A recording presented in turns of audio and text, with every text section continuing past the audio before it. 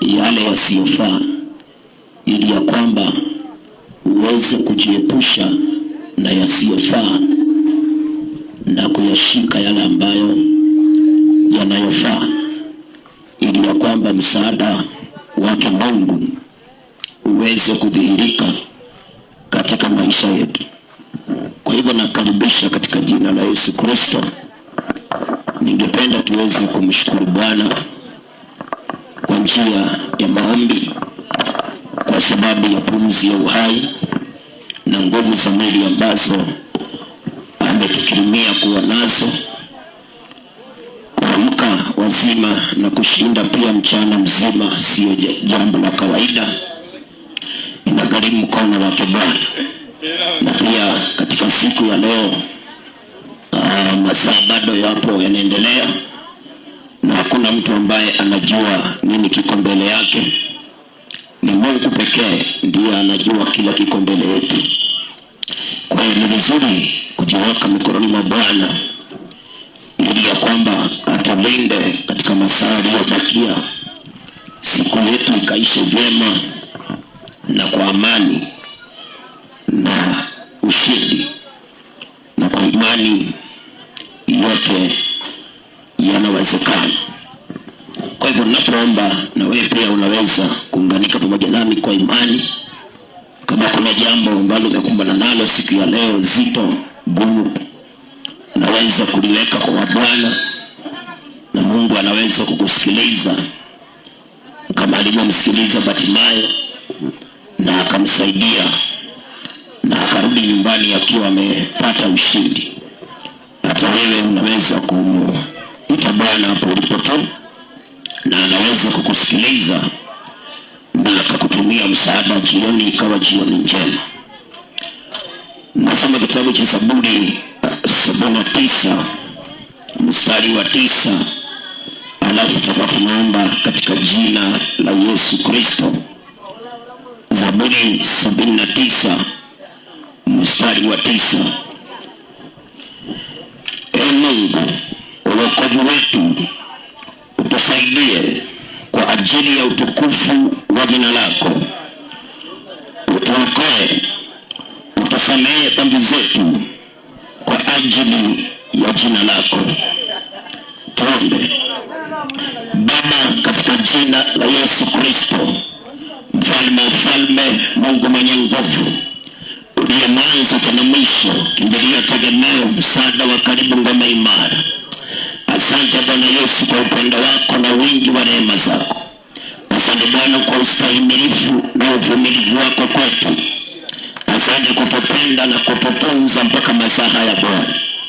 Asante kulinda maeneo haya Jehova. Asante kuwalinda wasikilizaji wote.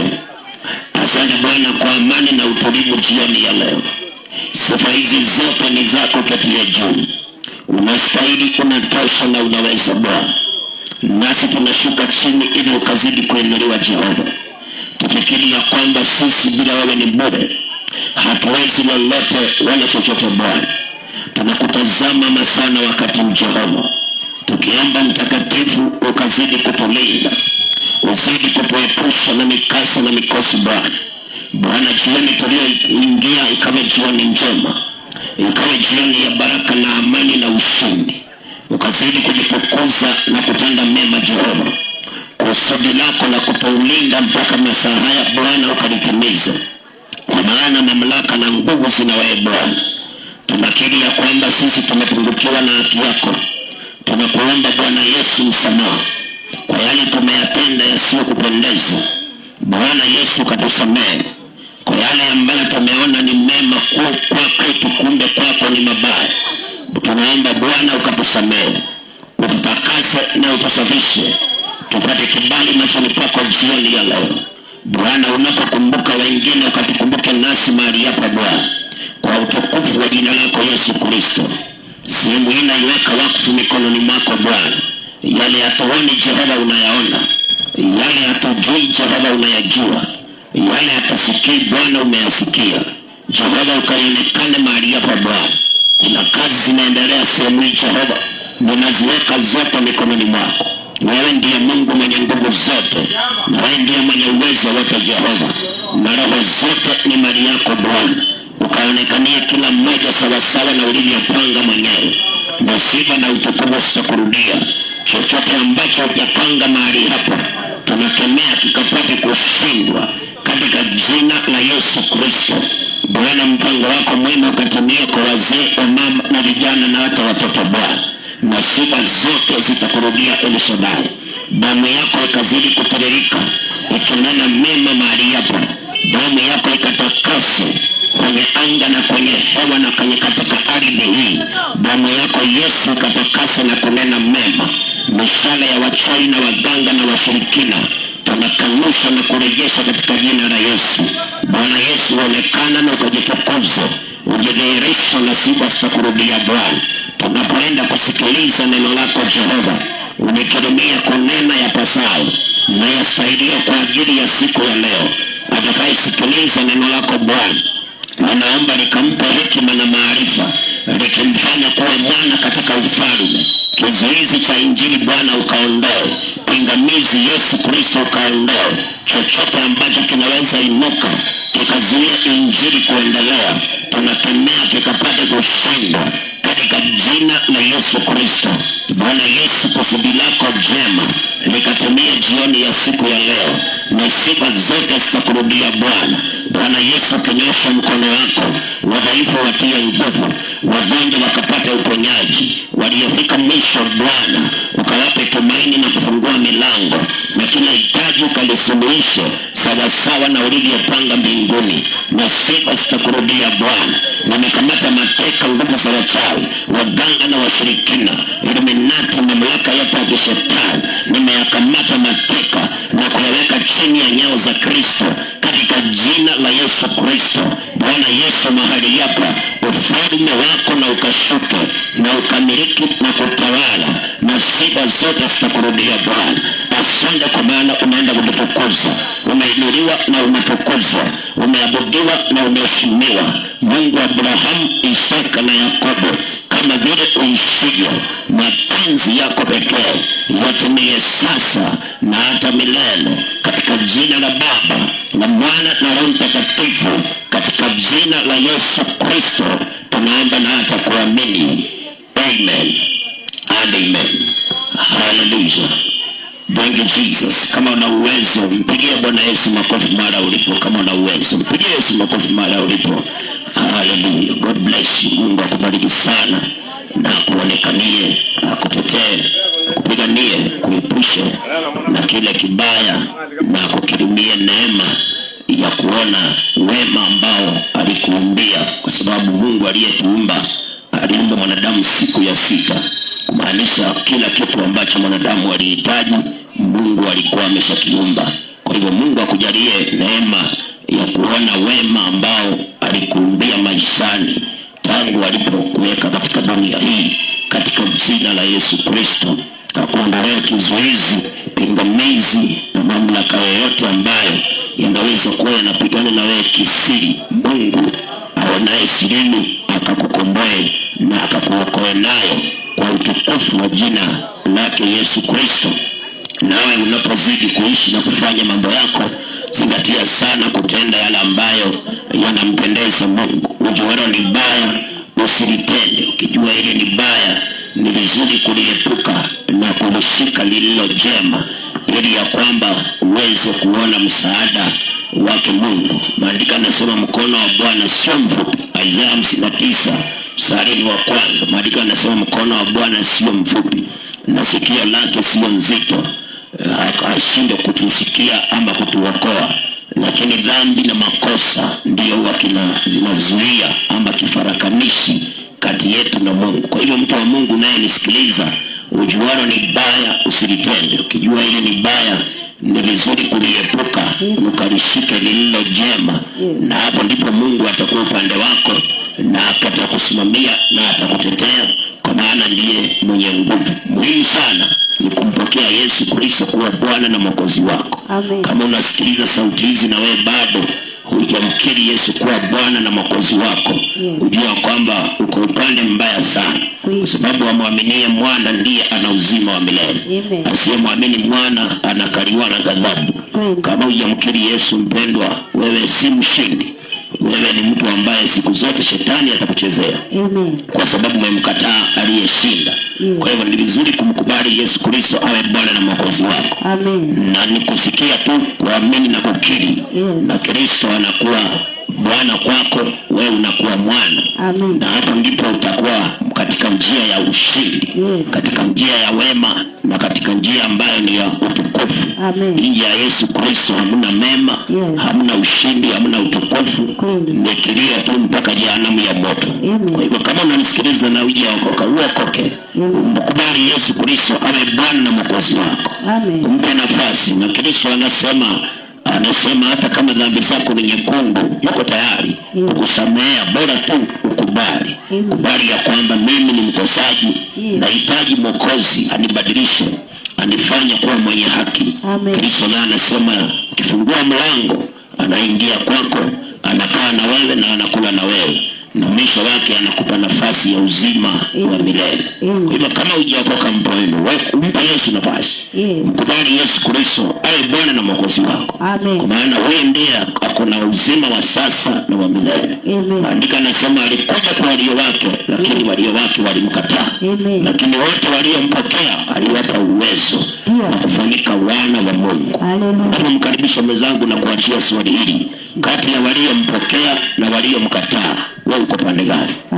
Kati ya waliompokea na wale waliomkataa. Amesema alikuja kwa walio wake, lakini walio wake walimkataa. Bali wote waliompokea aliwapa uwezo wa kufanyika wana wa Mungu. Msema makijana, jioni ya siku ya leo, uko miongoni mwa wale waliompokea ama wale waliomkataa? Tafakari hayo na ufanye uamuzi, na itakuwa ni baraka sana. Karibu mwenzangu. Kwa jina la Yesu.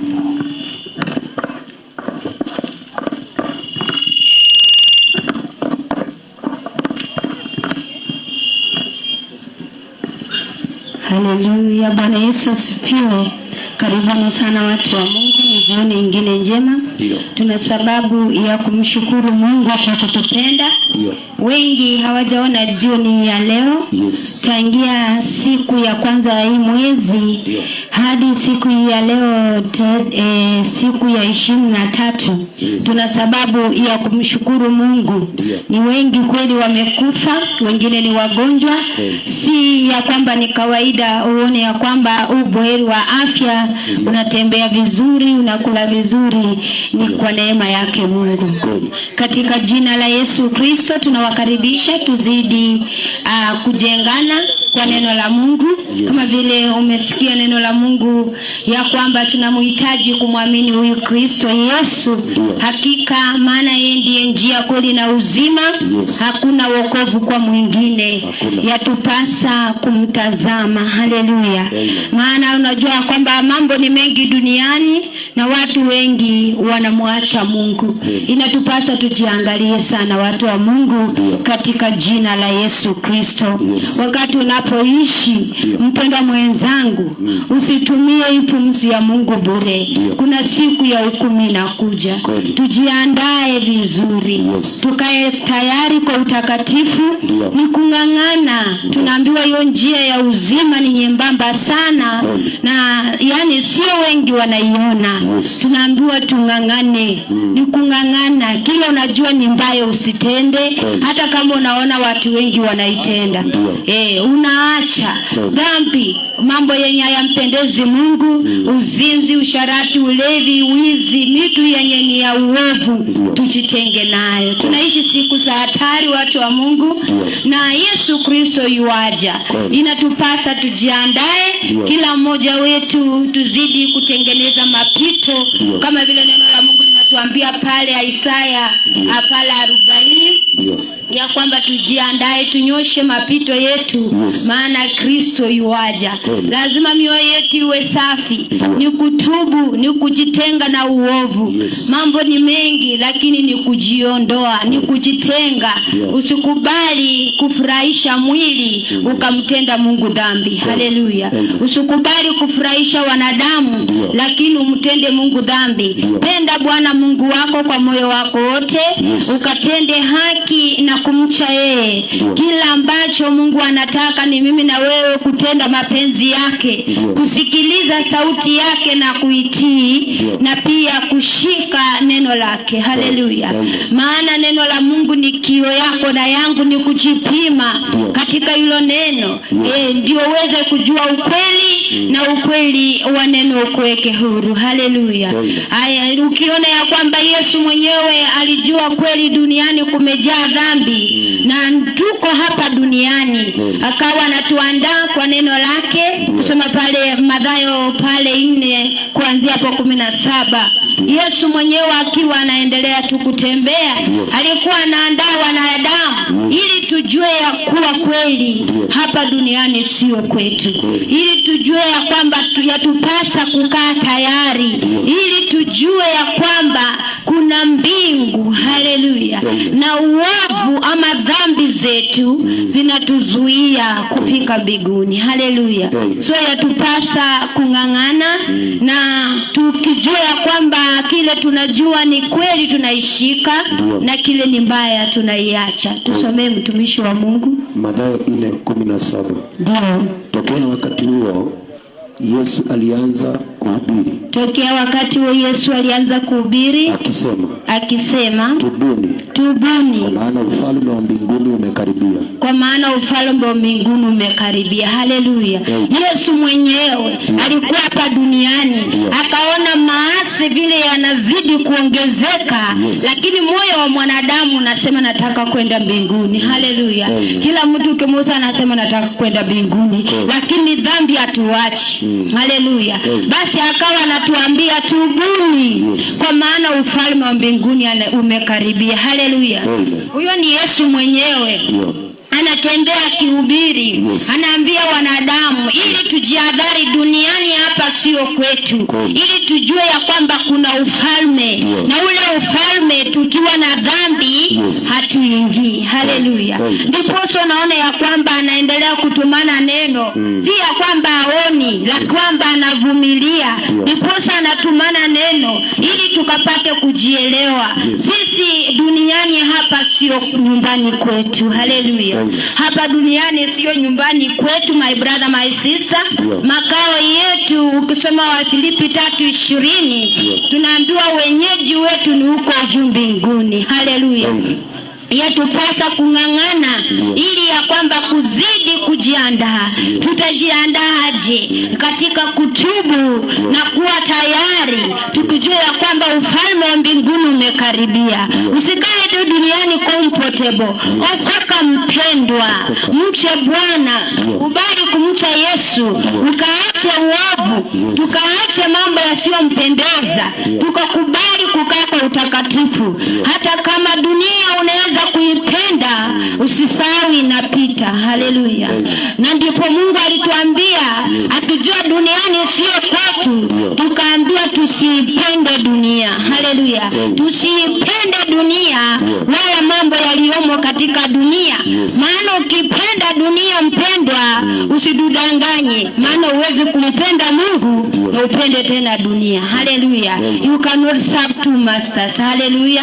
Lazima tuchague kukaa katika haki, tukae katika utakatifu, na mioyoni mwetu tuwe na tumaini ya uzima, ya ufalme ujao. Haleluya. Na kwamba ili tutaacha imani, ili dhambi itatutawala. Haleluya. Lazima tukubali kukaa tayari kwa wokovu, tukubali kumwamini Kristo na kutubu tukijua ufalme wa mbinguni umekaribia. Haleluya. Mungu yeye anatupenda sana. Ndipo unaona anatuambia tubuni. Yesu mwenyewe akitembea kumaanisha alikuwa ameona dhambi nyingi duniani inaendelea, ili hali watu wanajifariji wanasema wanaenda mbinguni. Ukikufa unataka kwenda wapi? Mbinguni. Lakini mpango wa kando waachi. Uongo bado hatuachi. Bado uwizi, bado ulevi, bado uko na nia nyingine. Haleluya. Fiche. Mtu akikuona nje anakuona mtu mzuri, kumbe ndani hakika kaka dada inatupasa kutubu na kubadilika. Haleluya. Mkono wa Bwana yeye Mungu atakosa kutusaidia. Yeye yuko tayari kabisa kuwa msaada wetu wa karibu. Mungu yeye yuko tayari kabisa kutusaidia.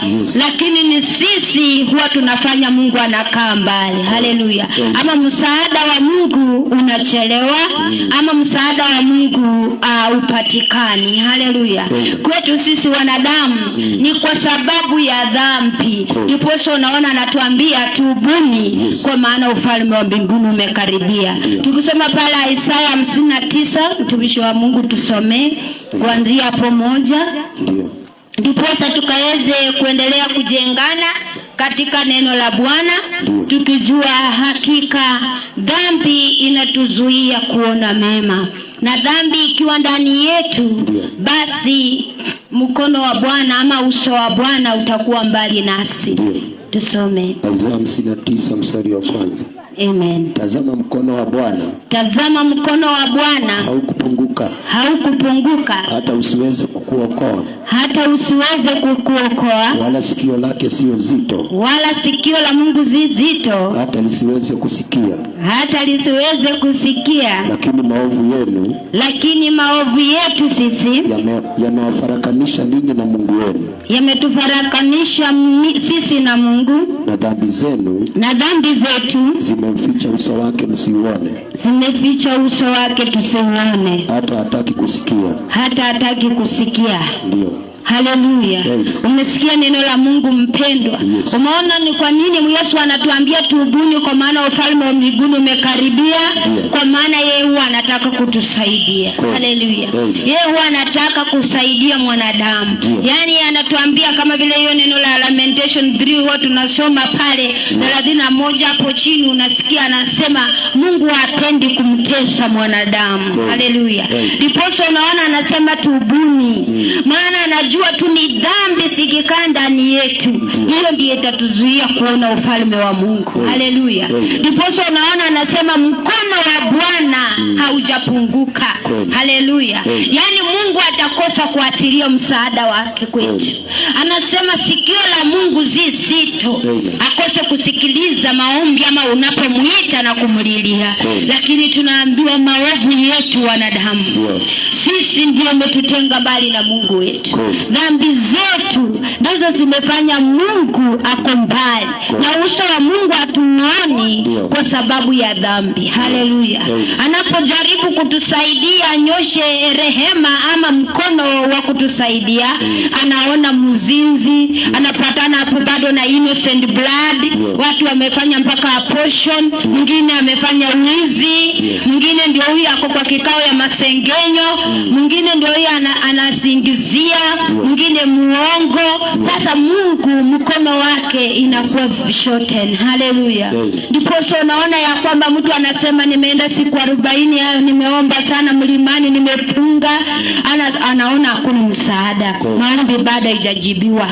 Anasema acha niende kwa nabii mkuu. Ndio yeye anatoa mpaka dedication, ametoa mpaka mbegu, ameombewa, amebeba maji, mafuta, vitambaa, vifagio, chumvi, aina zote ya maji, lakini bado hajaona msaada. Haleluya. Kumbe hajajirudia ndani ya moyo wake aone na ni kwa nini kweli nimesumbuka, nimehangaika hapa na pale, lakini bado sijapata msaada. Akapata kujirudia ndani ya moyo wake, akakumbuka neno ya kwamba mkono wa Bwana haujapunguka, sikio la Mungu si zito kwetu kutusikia, lakini anasema dhambi zetu. Haleluya. angalau ajichunguze ndani ya moyo wake. Labda kuna mtu achamsamehe, labda kuna hasira, kuna chuki, kuna uchungu, wivu, apate kutubu na kuacha, aone mkono wa Bwana. Haleluya. Lakini bado my brother, my sister, hatuoni mkono wa Bwana. Biblia inasema hata Mungu anauficha uso wake, hataki kutuona, kwa maana Mungu anachukia dhambi. Haleluya. Mungu yeye dhambi kwetu, na tukifanya dhambi dhambi inanuka. Haleluya. Mungu ni mtakatifu my brother, my sister. Na sisi kweli kama tunataka msaada wa Mungu, inatupasa kung'ang'ana kukaa kwa utakatifu, kumpendeza, ili ya kwamba tukapate kuona uzuri wa Mungu. Haleluya. Sio siku ya leo peleleza tu ndani ya moyo wako. Yesu Kristo yuaja. Yeye yuko tayari kutusaidia, lakini usisahau dhambi inatutenga na Mungu. Haleluya. Usisahau dhambi inaficha uso wa Bwana. Wakati Mungu anapokutazama ndiye anaona umeomba, umelia, mpaka wengine umeombewa, umemwagiwa mpaka mafuta, lakini bado change. Achaona dhambi kama tumeacha. Bado tu hasira ndio kwanza imelemea wengi. Tamaa ndani ya mioyo, ya mwili, ya macho, ya vitu za dunia. Haleluya. Ndipo unaona ya kwamba tunakaa mbali. Ukiangalia kweli, hata nasikia wanasema Kenya we are 86% Christianity, but why are you not transforming this nation? Haleluya. Kwa sababu ya dhambi. Yes, haleluya. Uovu umejaa, mihadarati, anasa, watu wameingilia mambo ya gizani. Bado worshiping iko very high. Lesbianism, homosexual, bado wizi, bado tamaa, mipango ya kando na mauaji, innocent blood inaendelea kulilia Mungu. Ndipo unaona akijaribu kunyosha mkono, sasa ukombozi haupatikani kwa sababu mioyo iko mbali na Mungu. Haleluya. Tubuni watu wa Mungu, tukubali kutubu, kwa maana ufalme wa mbinguni umekaribia. Tubadilike. Na kutubu ni kuacha, kutubu ni kugeuka. Hiyo njia unaona si nzuri, tubu na kuacha. Maana ukiangalia ya kwamba hakuna hata faida, hata useme ya kwamba niko na hiyo kipimo ya dhambi, kuanzia umeponda raha kuanzia Januari, ya ulevi, ya mipango ya kando, leta faida. Mwisho labda ukimwi, mwisho labda ukufe, ama gonoria. Haleluya. Lakini kwa Yesu kuna faida. Maana ukimpata huyu Yesu anakutakasa. Haleluya. Anakusamehe, anakutakasa, anakufanya wake, na kuachi hivyo mwisho anakupa uzima wa milele. Haleluya. Hakika kuna raha ndani ya Yesu. Hakuna raha hapa duniani. Hakuna raha kwa madevu worshiper. Hakuna raha hata kwa wizi. Hakuna raha kwa mipango ya kando. Hakuna raha kwa banki, niko kama skara, uongo wa shetani. Kwa maana hataki umjue Mungu wako, hataki umrudie muumba wako, hataki umtumikie, kwa maana anajua mambo mema yote yako na Mungu. Haleluya. Katika jina la Yesu Kristo, jioni ya leo tunapendelea kumalizia, nataka tuendelee kutafakari ni nini hicho kitakutenga na Mungu siku ya leo, kwa ufalme wa Mungu. Nini itakuzuia upate uzima? Je, ni marafiki? Ni ulevi? Mpendo kweli ni mikoka bangi? Ni fedha? Ni anasa za dunia? Usikubali. Haleluya. Tubuni dhambi, tukamrudie Bwana, maana yeye yuko tayari kutusaidia. Yeye yuko tayari kutusaidia. Maana yeye ukisoma ya Isaya 59 akiteremka, unaona neno la Mungu linasema, yani hata kuna watu wanadai tu kwa uongo, hakuna haki. Mungu akiangalia anaona innocent blood, anaona yani anaona uovu. Haleluya. Ndio unaona msaada wa Mungu uko mbali. Siku ya leo tukubali watu wa Mungu kupeleleza ndani ya mioyo yetu unaposikiliza neno hili, ya kwamba tubuni, kwa maana ufalme wa mbinguni umekaribia. Ya kwamba tukakubali kutubu kutubu na kumrudia Bwana. Haleluya. Tunapomalizia tusomee kitabu cha Isaya 55 pale mstari wa 6 hapo 7, ili ya kwamba tukazidi pia kujihoji. Na ndio unaona ya kwamba Mungu anatuambia ya kwamba kweli msaada wake yeye uko karibu, lakini anasema dhambi zetu zimeufisha uso wa Bwana. Maovu yetu yanafanya Mungu atusaidie. Wacha kusema kwa nini Mungu anipendi? Wewe ndio umemwacha Mungu. Wacha kusema kwa nini haya yananipata? Ni kwa sababu uko mbali na Mungu. Ni kutubu na kurudi kwa Bwana. Amen. Tusome Isaya 55 mstari wa 6. Amen. Mtafuteni Bwana maadamu anapatikana. Muiteni maadamu yu karibu. Mtu mbaya na aache njia yake. Na mtu asiye haki aache mawazo yake. Na amrudie Bwana. Naye atamrehemu. Na arejee kwa Mungu wetu. Naye atamsamea kabisa. Haleluya.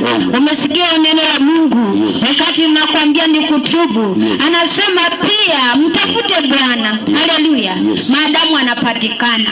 Maana watu wengi dunia hii, shughuli mingi zimefanya watu wako mbali na Mungu. Watu wengi hawamtafuti Mungu. Wengine wanataka shortcut. Mtu anatafuta benefit yake mwenyewe, anaenda kwa mganga. Mwingine anatafuta nabii. Wengine wako huko wanatafuta pesa, mali. Sasa ufalme, hata kufikiria inakuwa vigumu. Haleluya. Hata kumtafuta Mungu, kuomba, hata muda tivi wa neno kusoma inakuwa vigumu. Hata mwingine anasema kwa very busy, hata kukuwa na fellowship na Mungu peke yake, hata kwenda kanisani kushukuru Mungu amekupa pumzi ya uhai bure. Hata mwingine anasema ananga time. Haleluya. Lakini Mungu amekufunulia, anakulinda, anakupa nafasi ya kuishi. Maana anajua, anasema kubali kutubu, badilika, acha njia zako mbaya. Haleluya. Kwa maana ufalme wa mbinguni umekaribia. Anasema ya kwamba mtu mbaya na aache njia zake mbaya. Haleluya. Wewe muite Bwana ukatubu dhambi. Muite Bwana kwa maombi. Acha kuzunguka. Tulia kwa Mungu. Mtafute muumba wako. Ukatubu. Tuache njia zetu mbaya. Tuache maovu. Tumrudie Bwana. Haleluya. Mungu ameweza kutupa ahadi pale ya kwamba tukikubali kumrudia na kumtafuta, anasema yeye atapatikana. Na tukiacha njia zetu mbaya, anasema ataturehemu. Haleluya. Mungu ni mwaminifu. Na yeye ukiona ya kwamba anatumana neno hivyo, ni kwa sababu hapendi mmoja wetu apotee. Lakini sisi dhambi zetu ni watu hawataki kuachilia. Kwa hivyo Mungu mtu ameshikilia. Kama ni ulevi, anataka aendelee tu naye mpaka akufe. Kama ni mpango wa kando, anataka aendelee tu mpaka kifo kimtoe. Mwingine kama ni mwizi, anataka tu aendelee kuiba mpaka kifo kimuondoe.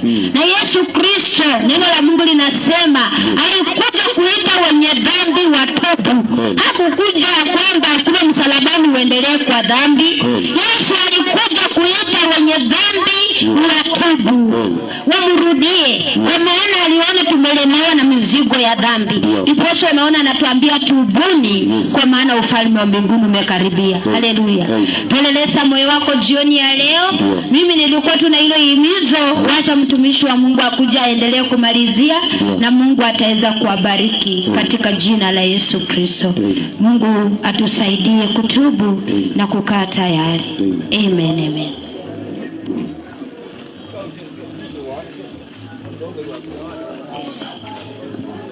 Haleluya. Mungu awabariki sana mnaoendelea kutusikiliza, na pia alibariki neno lake, na pia abariki mnenaji na hekima zaidi. Hapa tumekuletea neno la Mungu ambalo kwa hilo unaweza kujua yale yaliyoandikwa na kujichunguza, kuangalia ni wapi ambapo umeenda kinyume. Amen. Ili unaweza kutubu na kurudi katika njia. Yes.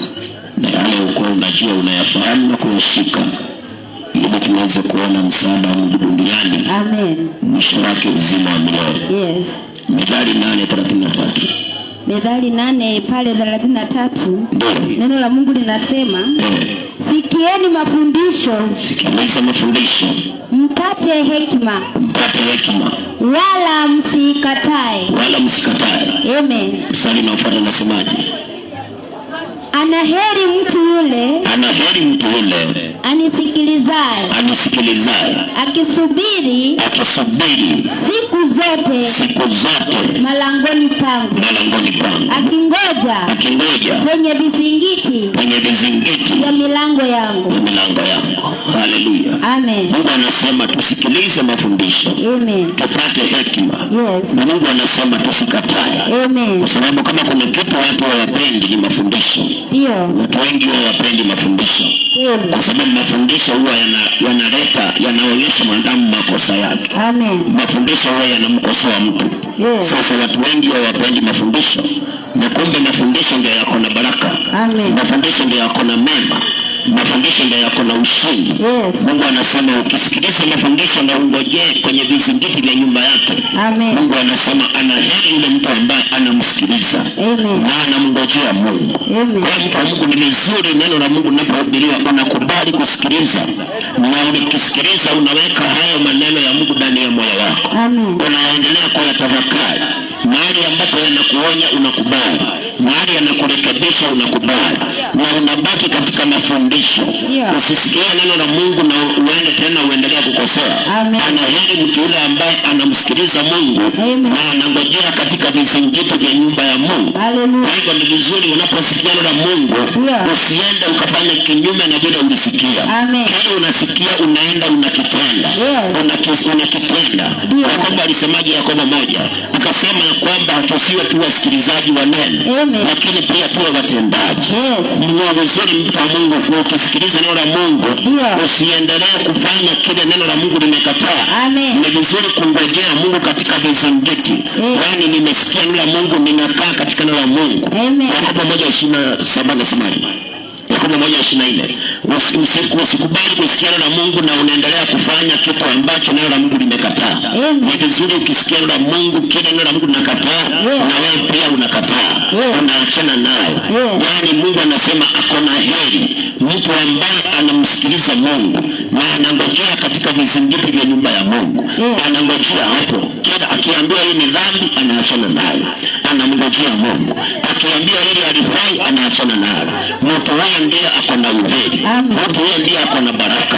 Lakini kama utasikia neno la Mungu na wewe ukose kutenda vile linasema, hauwezi kubarikiwa, hauwezi kuona mema tena. Mungu anakuwekelea hukumu kali kwa sababu umesikia. Kwa hivyo ni vizuri tusikia tunatenda. Yakobo anasemaje? Kuanzia 22 nasema. Ndio. Yakobo 1:22. Lakini iweni watendaji wa neno. Tunaambiwa tuwe watendaji wa neno. Wala si wasikilizaji tu. Wala si wasikilizaji tu. Hali mkijidanganya nafsi zenu. Hali mkijidanganya nafsi zenu. Kwa sababu mtu akiwa ni msikilizaji wa neno tu. Ndio. Wala si mtendaji. Wala si mtendaji. Mtu huyo ni kama mtu aliyejiangalia uso wake katika kioo. Ndio. Maana ujiangalia kisha huenda zake, mara akasahau jinsi alivyo. Maana anasahau vile alisikia. Lakini aliyeitazama sheria kamilifu iliyo ya uhuru, lakini mtu ambaye anatazama sheria kamilifu iliyo ya uhuru na kukaa humo, na anakaa vile Mungu amemwambia, asiwe msikilizaji msahaulifu, tena anakuwa si msikilizaji msahaulifu, bali mtendaji wa kazi, bali ni msikilizaji ambaye anaenda kutenda kazi. Huyo atakuwa heri, anakuwa heri, anabarikiwa katika kutenda kwake. Amen. Haleluya. Amen. Mtu ambaye anasikia neno la Mungu na anaenda kufanya kazi. Yes. Kama ameambiwa hii ni dhambi, anaenda kufanya kazi ya kuacha. Amen. Huyo mtu ndiye anakuwa heri. Yeah. Anafanikiwa kwa maisha yake. Amen. Sasa unayenisikiliza wewe, ni mambo mangapi umeyasikia kuhusu neno la Mungu na umeenda na umesahau? Amen. Umeenda na hujafanya hivyo. Sina unataka kuona Mungu. Wanaheri wale watu wanamsikiliza Mungu, wanangojea kwenye vizingiti vya nyumba ya Mungu. Amen. Yaani wakisikia neno la Mungu wanaenda kulitendea kazi. wanaenda kulifanyia kazi na wanakaa humo. Sio kama Wakristo wa leo wanavaa vizuri kanisani, nje wanavaa vibaya. Mungu anasema mtu ambaye anasikia sheria ya Mungu na anakaa kwa hiyo sheria, anakaa kwa hiyo sheria, huyo ndiye mtu ambaye anafanikiwa kwa kila alifanyalo. Amen. Kwa mtu wa Mungu ni vizuri kusikiliza neno la Mungu. Kusikiliza neno la Mungu usilikatae. Kama linakuonya kubali maonyo ya neno. Kama linakurekebisha kubali. Na ukienda usisahau kile ulisikia. Make sure unakumbuka neno la Mungu vile ulisikia. Na ukishakumbuka hakikisha kwamba unakaa humo. Usikubali kuacha dhambi kanisani na huku unafanya dhambi. Usivaa vizuri kanisani na unavaa vibaya sokoni. Hiyo ni unafiki, mtu wa Mungu. Usiwe mtu mzuri kanisani na nyumbani kwako mtu wa kelele. Wako wanawake ambao kanisani wanasifua na mhubiri, lakini nyumbani kwake mzee anateta. Tabia kama hizo ni za watu wanafiki ambao hawawezi kufanikiwa. Ni vizuri kama tunatulia kanisani, tutulie pia kwa nyumba zetu. Kama tunakaa watu wazuri kanisani, tunakaa vizuri kanisani. Sio mwanaume unawacha sigara barabarani, unaenda misa ya kwanza. Ukiacha misa ya kwanza unavuta sigara mtaani. Unaacha pombe Jumamosi, unaenda kanisani Jumapili. Ukitokea Jumapili kanisani saa 8 unaingia kupiga mtindi. Hizo ni tabia ambazo zinavunja mafanikio. Kama unajua kitu ni kibaya, ni vizuri kuacha. Mungu anasema wanafanikiwa watu ambao wanasikia neno la Mungu. Wanakubali kulisikia wala hawalikatai. Na wakilisikia hilo neno wanakumbuka na wanakuwa watenda kazi. Wanaenda kutenda kulingana vile neno linasema. Na wakitenda wanakaa humo. Watu kama hao ndio Mungu asema wanafanikiwa. Kila wafanyalo wanapata mafanikio kwa sababu wametenda neno la Mungu. Ni vizuri mtu wa Mungu kujiuliza, mara ngapi umesikia neno la Mungu na hujatenda? Ni mara ngapi ambao umesikia neno la Mungu na wewe hujaenda kutenda? Umelisahau, umeachana na neno. Ni vizuri kukumbuka, mtu wa Mungu, na kuanza kutenda vile neno la Mungu linasema. Hapo ndipo utakuwa na mafanikio. Hapo ndipo utakuwa na ushindi. Hapo ndipo utaona wema wa Bwana katika maisha yako. Haleluya. Mwenye masikio wasikia hayo. Sasa basi nipe masikio yako. Nikupe tena mafundisho ya neno la Mungu. Na mimi ninakuomba uyakumbuke na uhakikisha kwamba umekaa humo. Na hapo ndipo utafanikiwa. Mungu aliyetuumba na aliyetuweka hai mpaka leo. Wengine wamekufa sisi sungali hai. Wengine wamelala sisi tunatembea. Anatupa nafasi ya kuishi. Masaa yanasonga na hatuwezi kueleza. Hauwezi kusema ilitokaje saa 1 ikafika saa 12. You cannot explain. Hata wanasayansi hawezi kueleza. Lakini wewe unakuta tu masaa yanasonga. Hauwezi kueleza ninaongeaje, unasikia wewe. Hata wanasayansi hawezi kueleza formula kwa mimi kuongea na wewe ukasikia. Kwa maneno haya ninayotoa mimi sijui yanatoka wapi. Mimi najikuta nazungumza. Huyu Mungu ambaye anatuwezesha katika maneno haya yote. Kuna kitu ambacho Mungu anatuambia. Anasemaje katika Yeremia 29:11? Nataka unisikilize nikupe mafundisho kidogo. Mungu amekuwezesha, umekuwa hai. Anakuwezesha unatembea. Unainua mguu wa kwanza unajikuta unatembea mpaka huko reli. Tena unatembea unajikuta nyumbani kwako. Huyo Mungu kuna kitu anatuambia. Anasemaje? Yeremia 29:11. Ndio. Maana nayajua mawazo ninayowazia ninyi. Anasema anatujua mawazo anayotuwazia sisi. Asema Bwana. Asema Bwana. Ni mawazo ya amani. Ni mawazo ya amani. Wala si ya mabaya. Wala si ya mabaya. Kuwapa ninyi tumaini. Kutupea sisi tumaini. Siku zenu za baadaye. Siku zetu za baadaye. Yaani hapo ambapo tunapoenda, Mungu aliyetulinda mpaka leo, anasema anajua mawazo anayotuwazia. Kwamba ni mawazo mema. Ya kutupea amani wala si mabaya. Na anasema kwamba anatuwapangia mipango mema. Ni kwa ajili ya siku zetu ziko hapa mbele. Mungu anatupangia mema. Mungu anatuwazia mema. Wakati unatembea jioni ya leo, Mungu aliyekutunza mpaka leo anakuwazia mema. Mungu aliyekuhifadhi mpaka leo ana mpango mema na wewe. Anakutakia mema siku yako ya kesho na kesho kutwa. Anakutakia mema maisha yako ya baadaye. Huyu Mungu ambaye amekutunza na amekupea uhai. Huyu Mungu ambaye amekuamsha na amekulinda na amekutunza mpaka siku ya leo. Anasema yeye akiwa mbinguni anajua mawazo anayotuwazia. Kwamba ni mawazo mema ya kutupea amani wala si mabaya. Na anatuambia kwamba mipango anayotupangia ni mipango mema kwa ajili ya siku zetu tutazungumza baadaye. Lakini mtu wa Mungu, jioni ya leo nimekuja na hili neno. Haya mawazo ya Mungu mema, hii mipango ya Mungu mema itatumiaje katika maisha yetu? Itatumiaje katika maisha yetu? Kwa sababu huo mstari umebaki kuwa ni story tu za wanadamu. Lakini nataka unisikilize kwa makini. Kuna vitu ambavyo huwa vinaondoa mawazo ya Mungu mema kwa maisha yetu. Kuna vitu ambavyo vinaondoa mipango ya Mungu mema kwa maisha yetu. Ambapo naomba unisikilize mtu wa Mungu. Ndio Yeremia 29:11 itimie kwako. Kuna vitu lazima ujigeuze. Kuna vitu lazima ubadilishe. Kuna mambo lazima ukayawache, ukayaondoe katika maisha yako. Ndiposa uweze kuona mawazo ya Mungu mema ukitumia katika maisha yako. Ndiposa uweze kuona mpango wa Mungu mwema ukitumia maishani mwako. Waefeso 4:25 soma nasemaje? Nataka unisikilize mtu wa Mungu. Tumesikia Mungu anatuambia ana mawazo mema. Mipango yake ni mipango mema. Lakini hii mipango mema ndio itimie. Haya mawazo ya Mungu mema ndio yatimie. Mimi na wewe tunafaa kufanya nini? Mimi na wewe tunastahili kufanya nini? Neno la Mungu linasemaje? Waefeso 4:25 inasema, ndio, basi uvueni uongo, basi tuuvueni uongo, ukaseme kweli, kila mtu na jirani yake, kwa maana tu viungo, maana sisi ni viungo, kila mmoja kiungo cha mwenzake, kiungo cha mwenzake. Fika hapo kwanza. Mungu ambaye anatuambia anatuwazia mema. Mungu ambaye anatuambia ananipanga mema na sisi. Anatuambia therefore, basi unajua na kuwazia mema. Unajua ninakupangia mema. Unataka uone mema siku za baadaye. Mungu anasema basi kitu cha kwanza anakiona kwa maisha yetu ni uongo. Kitu cha kwanza anaona maishani mwetu ambacho kinazuilia mawazo yake mema, ambacho kinazuilia mipango yake mema. Kwanza anaona uongo. Anatuambia basi kama tungependa mawazo yako mema yatimie, kama tungependa mipango ya Mungu mema tuione, lazima tuvue uongo.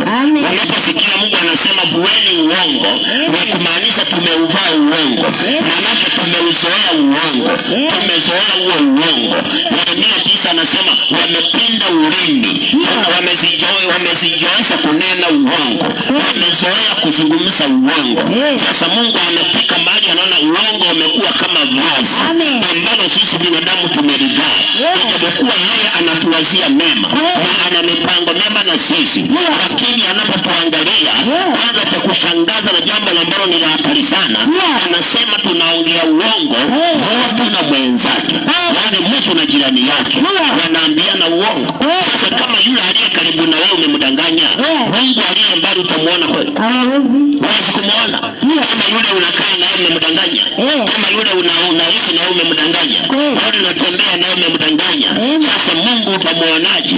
Huwezi kumuona Mungu. Watu wa Mungu lazima tuvue uongo. Mawazo ya Mungu hayawezi kutimia maishani mwetu tukiwa waongo. Mawazo ya Mungu mema hayawezi kutimia kwa biashara yako wakati wewe ni muongo kwa biashara. Mipango ya Mungu mema haiwezi kutimia kwa ndoa yako wakati wewe ni muongo kwa ndoa. Mipango ya Mungu haiwezi kutimia kwa maisha yako kijana wakati unaishi ujana wa uongo. Mungu anatuambia basi tuvue uongo. Mtu wa Mungu ni vizuri kujiuliza, ni vizuri kujichunguza. Wewe ni muongo kwa njia gani? Umemdanganya mwenzako kwa njia gani? Ni watu wangapi umewadanganya tangia asubuhi? Ni watu wangapi umewapigia simu ukawadanganya? Ili hali wataka kuona Mungu akitimiza mipango yake mema kwa maisha yako. Wataka kuona Mungu akitimiza mawazo yake mema kwa maisha yako. Basi ni vizuri uache uongo. Uvue uongo mpendwa. Anasema tusemezane kweli mtu na jirani yake.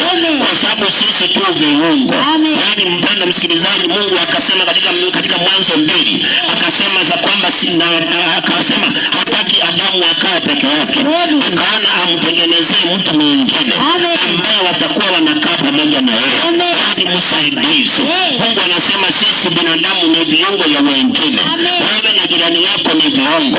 Lakini sasa tutaunganaje tuone Mungu kama tunadanganyana? Kuna watu wako hapa wamedanganya mpaka jina. Jina tu wamedanganya. Imagine. Jina peke yake. Umeambia watu jina hakuna. Jina lako la kuzaliwa watu hawajui. Wamewapiga uongo. Na wewe unataka uamka mapema utaona baraka. Unaamka mapema ufanikiwe. na uongo umeushika. Maandiko Yesu anasema uongo ni wa shetani. Katika Yohana 8 anasema uongo ni wa shetani. Yeye aliunena kuanzia mwanzo. Na akinena uongo anakanga ni kama anaongea ukweli. Lazima mtu wa Mungu achane na uongo. Angalia umekuwa muongo kwa njia gani? Wengine ni waongo ndani ya ndoa. Wengine ni waongo kwa maisha ya pesa. Watu wakikutuma unakuja unadanganya. Ukikopa pesa ya mtu unamdanganya. Kuna watu unakuta kwamba umekopa pesa unadanganya hauna kitu. Na pesa uko nazo. Unakula nyama, unasomesha watoto wako, na deni la wenyewe unadanganya sina kitu. Na pesa unazo tu. Watu wa Mungu hawezi kuona mema wakati wewe ni muongo. Wengine unakaa nyumba ya wenyewe, haulipi nyumba ya wenyewe, unadanganya hauna pesa, na kuna project unaendeleza ushago. Unasema nikimaliza tu ushago mimi nahama. Hata nikuta saa ngapi? Huo uongo ndio unafanyanga ukishamaliza kujenga unagonjeka. Tunaanza kusema ni mchawi, tunaanza kusema ni mganga, kumbe si mganga, ni matunda ya dhambi zako. Mtu wa Mungu jichunguze. Mungu anakuwazia mema. Mungu ana mipango mema na wewe. Lakini anakuambia wacha uongo. Wafanya uongo mtu wa Mungu. Yaani wengine mpaka hatuna hata uoga. Unadanganya mpaka mzazi aliyekuzaa. Unampigia simu kwa maana amekuambia umsaidie pesa. Unamwambia mzazi wako sinaga kazi. Na saa hiyo umetoka kazi. Saa hiyo uko kazi. Na mzazi aliyekuzaa akakubeba mgongoni ya kichino majani chai. Akakubeba mgongoni ya kipalilia mahindi ya wenyewe. Ukililia kwa mgongo mama anakubembeleza tu na mpaka unalala na kulalisha kwa msitu hapo alime angalau upate chakula. Lakini umekuwa mtu mzima unamdanganya mpaka mzazi wako. Unamwambia uongo mpaka mzazi wako. Na unataka kufanikiwa. Hauwezi kuona mawazo ya Mungu mema yakitimia kama wewe hata mzazi wako wewe umheshimu. Unamdanganya mpaka mzazi. Kuna watu wameambia wazazi wao wanakaa Mombasa na anakaa Parube. Na ameambia mzazi mimi nakaanga Mombasa. Mwingine amesema mimi nakaanga Nakuru. Nakaanga Naivasha na huko Nairobi. Na anataka Mungu amfanikishe. Anataka aone ushindi. Hauwezi kuona ushindi. Wengine wameambia mzee wake wewe ni mwanaume, mke wako kwa ushago. Unamdanganya ati kuanzia mwezi wa pili sijawahi pata kazi. Na wewe umepata kazi ni kulewa tu. Na kuchukua kitoshelesho mtaani. Na mke wako uliyemtuma ushago unamdanganya sijawahi pata kazi. Na unasema kuna siku utafanikiwa. Hauwezi kufanikiwa kama unadanganya. Hakuna mafanikio kwa waongo. Hakuna kuona mawazo mema ya Mungu kwa watu waongo.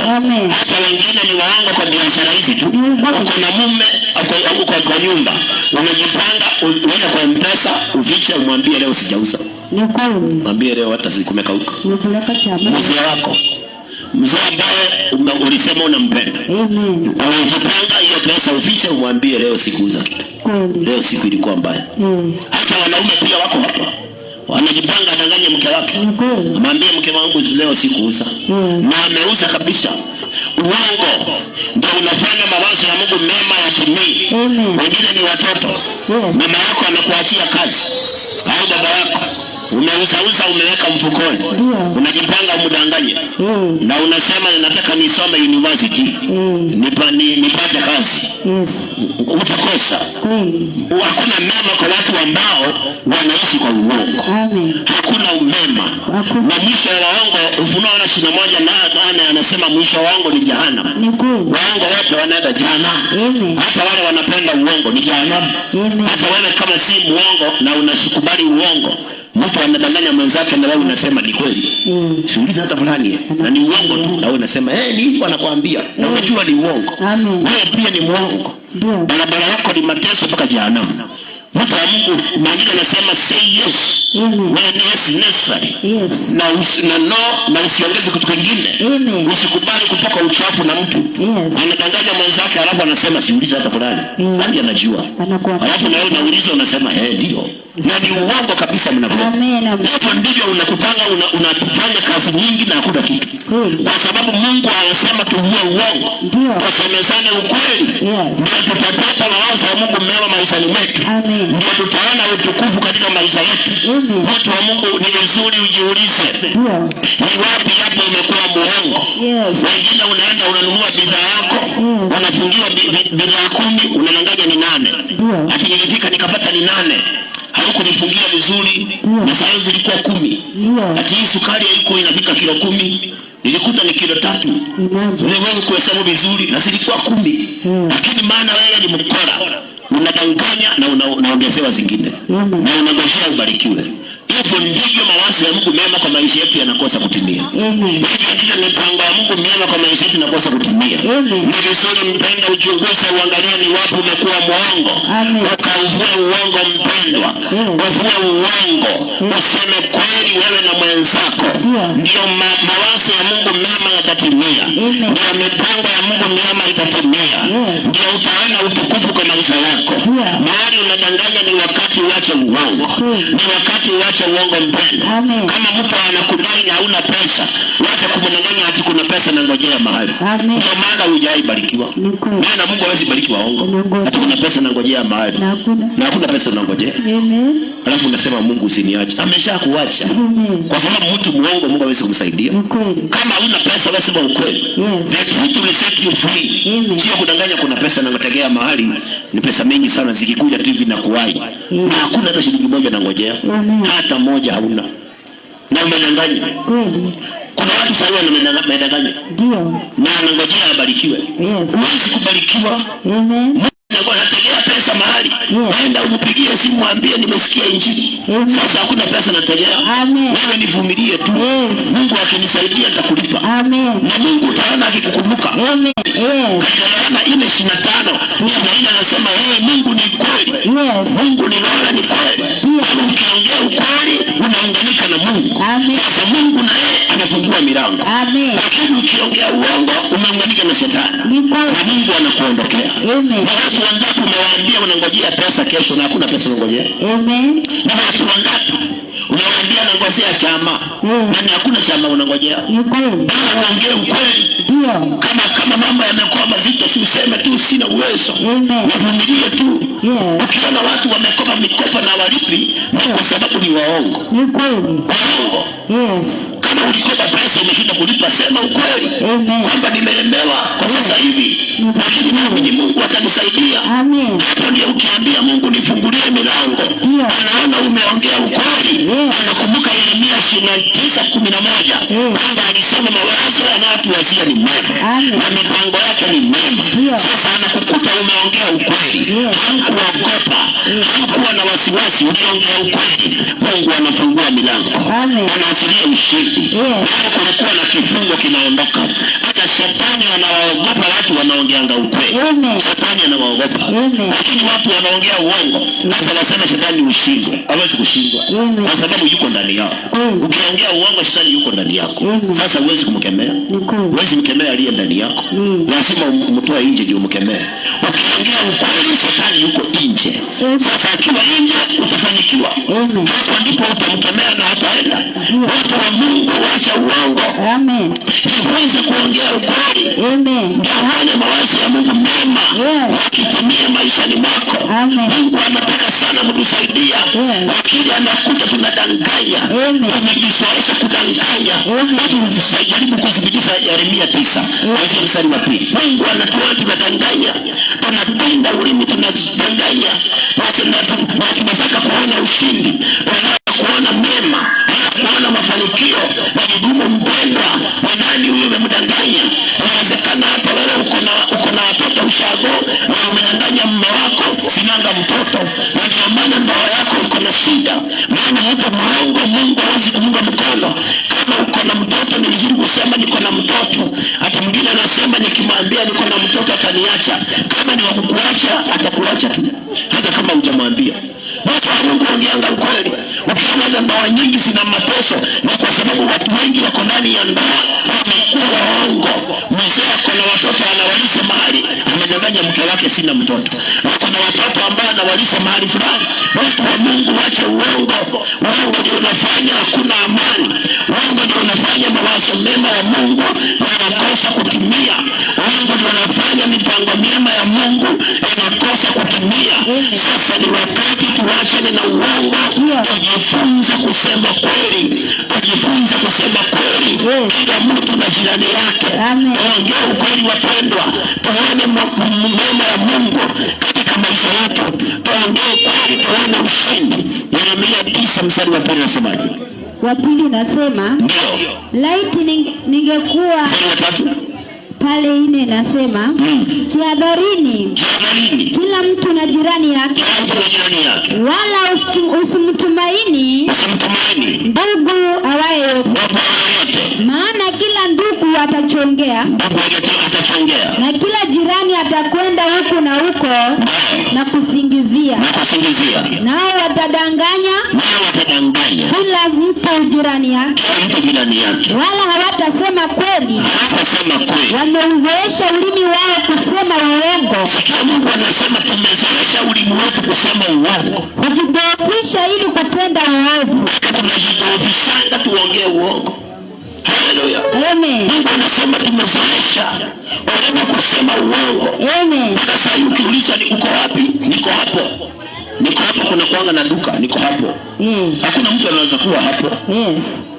Uko hapa, lakini huwezi kuwa ati niko hapo. Amen. Unaona hapo kuna kuanga na junction, niko hapo. Mungu wacha mtu wa Mungu. Amen. Samanga ukweli. Kisaini niko town. Na uko sai Mkuru. Na unaambia mtu niko town. Amen. Si nitakuja saa 3 ya usiku. Na unapiga mtaa huko. Uongo ndio inafanyanga hatuwezi fanikiwa. Hatuwezi ona mema. Kwa sababu uongo unatutenga na Mungu. Yes. Mpaka msikilizaji, wacha uongo. Amen. Wengine wameenda kwa cyber, ameforge certificate apewe kazi. Ni kweli. Kazi utapata, lakini mshahara watakuna majirani. Amen. Ukiona mtu anasema ati pasa pesa yangu inisaidiange, mshahara wangu unisaidiange, uulize kama zile certificate zilikuwa zake. Mwingine amechukua certificate ya brother yake, amechange majina, ameenda akapewa kazi. Uongo mpendwa, hauwezi kufanya tufanikiwe. Amen. Uongo utaendelea kuleta mateso na vilio. Yes. Nimekuja kuambia mpendwa, Mungu anatuambia tuvue uongo. Amen. Tuseme kweli kila mtu na jirani yake. Yes. We speak the truth. Na tuweze kuona mema ya Mungu, na tuweze kuona ukuu wa Mungu, na tuweze kuona uzuri wa Bwana. Lazima tukubali kuongea ukweli. Amen. Tuchunguze mpendwa. Yes. Mwezi ni wa 10 unaelekea kuisha. Amen. Unaweza kuwa unasema hii mwaka imekaa mgumu. Wamenikalia vibaya. Lakini ni watu wangapi unadanganya? Amen. Watu wangapi unadanganya? Amen. Wengine wanadanganya mpaka kanisani. Ni kweli. Unaingia kanisa ukaombewa na ukasema nikienda nikifanikiwa nitaleta viti. Na ulienda ukaenda kabisa. Tafanya hivi. Ukapotea. Hata wengine waliombewa maombi ya toba. Sema nyuma yangu, Bwana Yesu, najua kwako siku ya leo nimetambua. Na akasema nitakuja kanisa na hajawahi enda. Mungu. Uongo unafunga mbaraka mtu wa Mungu. Amen. Na Mungu anasema tumezoesha ulimi wetu kuongea uongo. Amen. Hata saa hii tunapohubiri hivi, saa hii bado tu tunadanganya. Ni kweli. Hata kama tunahubiri. Na unasikia, bado tu utadanganya. Amen. Hata saa hii ukipigiwa simu bado utadanganya. Ni kweli. Kuna mtu sasa anaandika kama message ka uongo. Amen. Anakatuma kwa mtu. Kweli. Na unasikia tukisema uongo unafunga baraka. Amen. Na bado anadanganya. Ni kweli. Watu wa Mungu, Mungu anasema tumeshazoesha. Ndio.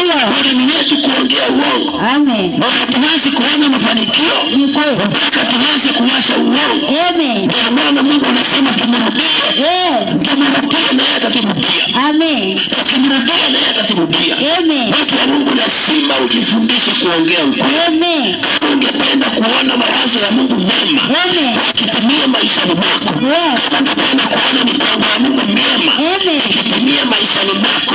Lazima ujifunze kuongea ukweli. Amen. Na uanze na yule mtu wa karibu na wewe. Amen. Ujifunze kuongea ukweli. Amen. Lakini hata wakichelewa kazini, ameona mpaka alikuwa anaona TikTok mpaka saa 8. Akilala akiamka saa 1 anasema kulikuwa na jamu. Kulikuwa na jamu kwa barabara. Na hakuna jamu ilikuwa kwa barabara. Amen. Ndiye amelala late, ameamka late.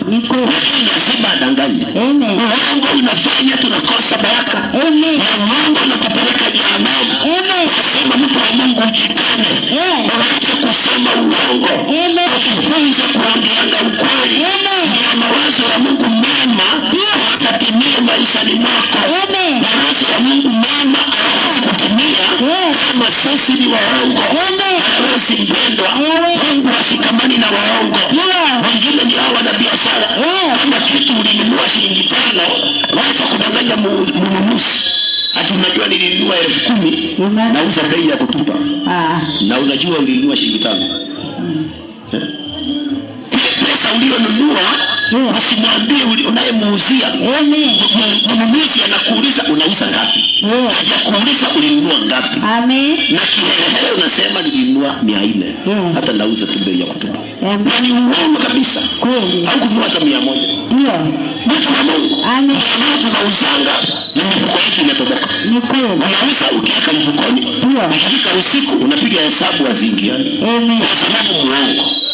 Mtu muongo amefunga baraka. Mtu muongo amefunga mafanikio. Mtu muongo amegeuza maisha yake. Anaweka mfukoni anakuta akiba. Anaondoka. Kwa sababu ya kuwa muongo. Mungu hata kama mtu anakusukuma mkono, ongea ukweli. Mungu akiwa mbinguni atakuona. Ukiongea ukweli Mungu hawezi kuacha. Hawezi kukuachilia. Zakayo akaongea ukweli. Anasema nimeiba. Mungu tayari kurudisha. Zakayo Yesu hakumfukuza. Yesu alimkubali. Akasema huyu ni mwana wa Abrahamu. Akasema leo wokovu umeingia kwake. Kwa sababu aliongea ukweli. Watu wa Mungu ni lini utaongea ukweli? Watu wengine wanateseka. Wanajua kile kinawatesa na anadanganya. Anasema pesa mimi sijui. Sijui nini kinanitesa. Lakini anajua ile ugonjwa ile mkuna wakati alianza kutoa mimba. Ilitokana na hiyo shida. Anajua tangu aende mpango wa kando alianza kukua na magonjwa. Lakini anasema pesa hata sijui. Hii shida tu imeanza tu yenyewe. Hakuna shida inaanzanga yenyewe. Kila shida iko na chanzo. Watu wengi wanajua. Lakini wamezoesha ulimi wao kudanganya. Pesa mimi sijui kile kinanitesa. Wengine hata wanajua uliiba kwa mama yako. Ukaibia mzazi na akakuambia utaliona kitu. Wanajua kabisa. Maisha yameharibika. Unasema mimi sijui kile kilifanyika. Sasa nikipata kazi inaisha. Na kuna kazi uliiba na ukauliza ukasema sio wewe. Mwenye kazi akasema mwenye ameniibia. Hata walipata kazi. Unajua lakini umeficha. Unazoesha ulimi wako kudanganya. Watu wengi sana wanajua kile kinawatesa. Lakini Mungu anasema tumezoea kudanganya. Ndio maana hata kama tunajua tumeficha siri zetu ndani yetu. Tunataka kuona mawazo ya Mungu mema yatimia maishani mwetu. Tunataka kuona mipango ya Mungu mema yatimia maishani mwetu. Watu wa Mungu haiwezekani. Lazima tuache uongo. Tujifunze kusema kweli. Kila mtu na mwenzake. Watu wangapi wamewadanganya mpendwa. Sasa ni wakati waachilie uongo. Ni wakati uondoe uongo. Ni wakati uachane na uongo mzee. Wanasema uachane na uongo kijana. Ni vizuri kujiuliza ni faida gani nimepata katika uongo. Ni faida gani nimeipata katika kudanganya. Nimedanganya lakini faida gani? Unamshika msichana wa watu unamdanganya. Mwisho wa siku unamwacha kando. Angalia ni faida gani umepata. Unamshika mwanaume wenyewe unamdanganya, mwisho wake unamruka. Ni faida gani? Huwezi kuleta faida. Watu wa Mungu ni wakati wa kuacha uongo. Wakati wa kuondoa uongo maishani mwako. Wakati wa kujitenga na uongo. Maana tumekuwa waongo sana. Ndio maana tunaona maisha yetu hayaendi sawa. Ndio maana njia zetu haziko sawa. Ndio maisha yetu yamefungana. Mawazo ya Mungu mema yako. Kwa sababu tumezoea kudanganya. Tumezoesha ulimi kudanganya. Fundi wa simu, hiyo simu unafinya. Alikutengenezea ukampea 400. Ukamwambia 400 ingine mtakuja. Mpaka leo hujawahi enda. Unapitanga kando. Unapitianga njia nyingine. Na unasema Mungu anikumbuke. Mungu tu anisaidie. Hawezi kukusaidia na wewe ni muongo. Muongo. Akikupigia simu unakata. Unasema nilikuwa busy. Nilikuwa mahali kuna kelele. Na kuna mahali ulikuwa kwa kelele. Muongo tu. Ati nilikuwa mahali kuna kelele. Ati simu yangu iliharibikanga. Na hakuna simu iliharibika. Nika uongo tu unadanganya. Hivyo ndivyo Suleimani nasema mbwa wadogo wanaharibu mizabibu. Wanaharibu. Hata wale mkikopa pesa na uko na pesa. huyo ni mwongo. Amen. Na hawezi fanikiwa. Kweli. Hati yake sina kitu. Nikopesha tu hapo unga na sukari, tutaona na kesho Mungu akinisaidia. Amen. Na sasa hiyo pesa uko nayo. Tena ziko mfukoni. Ndio. Lakini umedanganya hauna kitu ukopeshwe. Amen. Unajua pia maneno yako na nguvu. Kweli. Ukisema hauna pesa ukopeshwe, umeambia Mungu mimi sitahangi pesa. Wakati uko na pesa ukikopa, umeambia Mungu ondoa pesa. Niko pange. Watu wengi wanaosema ati maisha yangu pesa imekuwa ya madeni. Yes. Ni wao walileta madeni maishani. Amen. Kwa maana ni watu ambao ni waongo. Wanadanganya hana kitu na ako nayo. Amen. Anakopa pesa ya mtu na ako na pesa. Amen. Kuna watu wanasikia hapo wamekula chakula wenyewe hawajalipa na wako na pesa. Amen. Na amesema leo sijauza. Ni kweli. Na ameuza. Ameuza. Na amesema hiyo nitakulipa kesho. Amen. Chakula wenyewe. Umekula iko tumboni. Hata choo imeshavika. Lakini mwenye kuuza umemdanganya. Amen. Umemwambia leo ni kugumu. Ndio. Sijauza kitu. Na pesa unazo. Amen. Pesa vitu ndogo ndogo hizo. Ndio. Basi nafanya mawazo ya Mungu mema ayatimie. Kweli. Basi nafanya mipango ya Mungu mema aitimie kwa maisha yetu. Amen.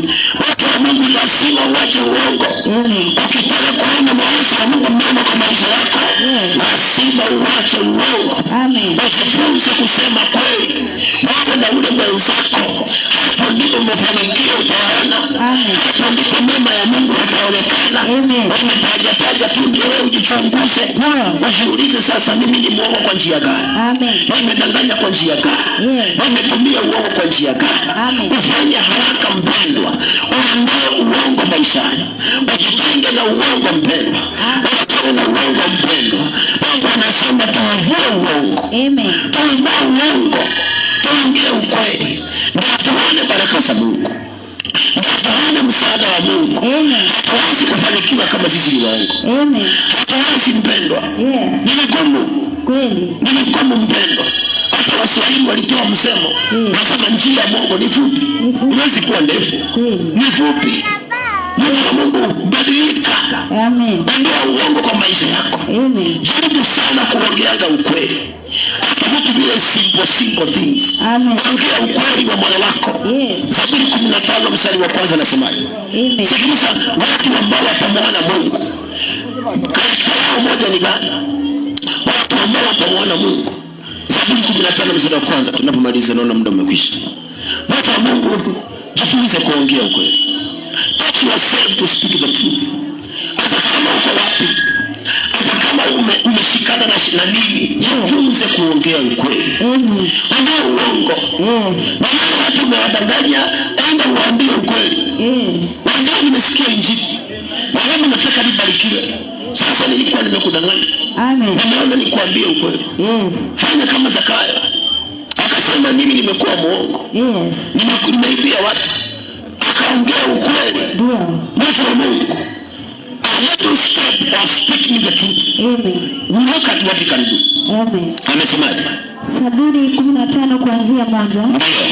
Bwana, ni nani atakayekaa katika hema yako? Nani atakayekaa katika hema yako? Ni nani atakayeishi katika kilima chako kitakatifu? Nani ataishi mahali Mungu anakaa?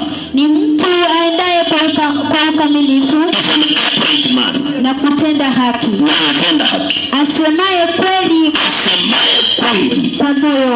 kwa moyo wake. Asiyesingizia wengine wataendelea. Amen. Watu watakayekaa karibu na Mungu. Amen. Si yule amewekelewa mikono na pasta. Si yule amemwagiwa mafuta na pasta. Amen. Ni mtu asemaye kweli ya moyo wake. The truth of the heart. Amen. Anaongea ukweli wa moyo.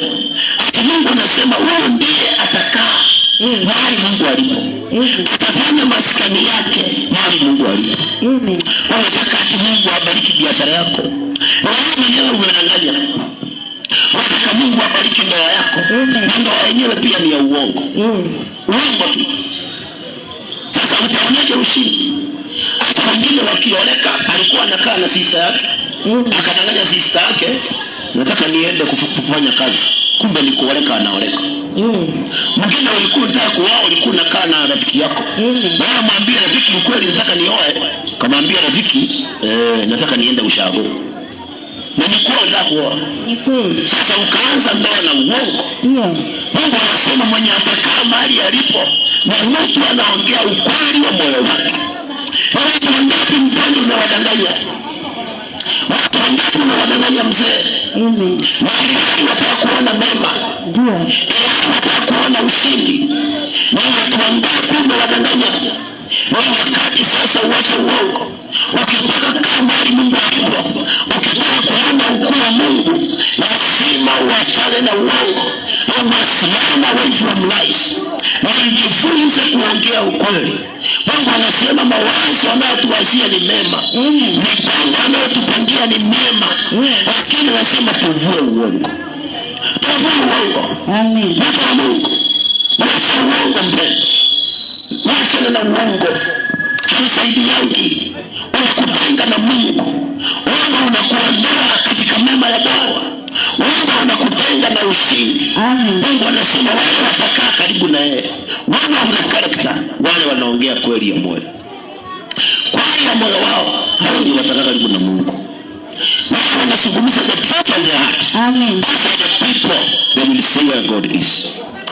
Ndio watu Mungu anatimiza mapenzi yake kwa maisha yao. Amen. Wao wanafungua kama wanaongea ukweli. Yes. Hata kama wako mbele ya nani, anasema ukweli wake. Hata kama amekamatwa na shida gani, anaongea ukweli. Ukweli ndio unaleta baraka, mtu wa Mungu. Ukweli ndio unaleta ushindi. Ukweli ndio unaleta mafanikio. Ukweli ndio unafanya Mungu tu anaona mema. Amen. Nje ya kweli hakuna ushindi. Kweli. Kwa sababu pia Mungu ni kweli. Kwa hiyo ukiondoa ukweli maishani, you can never see God. Hata uende uombewe na nabii mkuu, na yeye anadanganya, huwezi barikiwa. Ezekieli 14 ni sina muda kusema hayo. Kuna watu waliendea Ezekieli nabii, lakini walikuwa wamekuja kudanganya. Walikuwa wamekuja kudanganya. Na Mungu akaambia Ezekieli, watu wamedanganya hao. Wanaweka vinyago mioyoni mwao. Na akamwambia hata wakienda kwingine sitawasaidia. Haleluya. Watu wa Mungu wachana na uongo. Ondoa uongo maishani mwako. Weka uongo mbali. Jifunze kuongeanga ukweli. Utakaa karibu na Mungu. Na mawazo ya Mungu mema yatatimia maishani mwako. Mipango ya Mungu mema itatimia maishani mwako. Kwa sababu unaongea ukweli. Lakini ukianza kudanganya, uko mbali na Mungu. Ukijifunza kudanganya, ukizoea kudanganya, uko mbali na Mungu. Na mwisho wa uongo ni jehanamu. Na uongo baba yake ni shetani. Maana shetani ndio baba ya uongo. Sasa ukijifunza kudanganya, umesema baba yako ni shetani. Ukiongea ukweli, baba yako ni Mungu. Sasa nitafakari hilo. When you lie, you become the son of the enemy. Na shetani ana kitu ni ya kudanganya kama Adamu na Hawa. Mwisho ujikuta uko uchi. Ndio maana uongo unafanyanga mtu anafanikiwa siku 2-3, miezi 5 analia. Uongo. Unaweka pesa mfukoni leo, miezi 3 unateseka. Hiyo ndio kazi ya uongo. Ukikubali kuwa muongo, ndio utakuwa unasema pasa na inokanga kidogo tena nashuka. Wacha uongo. Kimamba yangu sijui inaendanga aje, sijui nani ananionanga wivu. Nikijaribu tu hivi nafanikiwa na kuja tena naanguka. Uondoa uongo maishani. Wacha kudanganya. Ndio Mungu akiwa mbinguni atakuweka karibu na yeye. Atakukaribisha katika makao yake. Ataashiria ushindi kwa maisha yako. Kwa sababu umesimama katika kweli. Sasa mpendwa, jichunguze. Ni wapi hapo unaongeanga ukweli? Hapo ni nani unamdanganya? Sasa ni wakati uachane na uongo. Ni wakati ujifunze kuongea ukweli.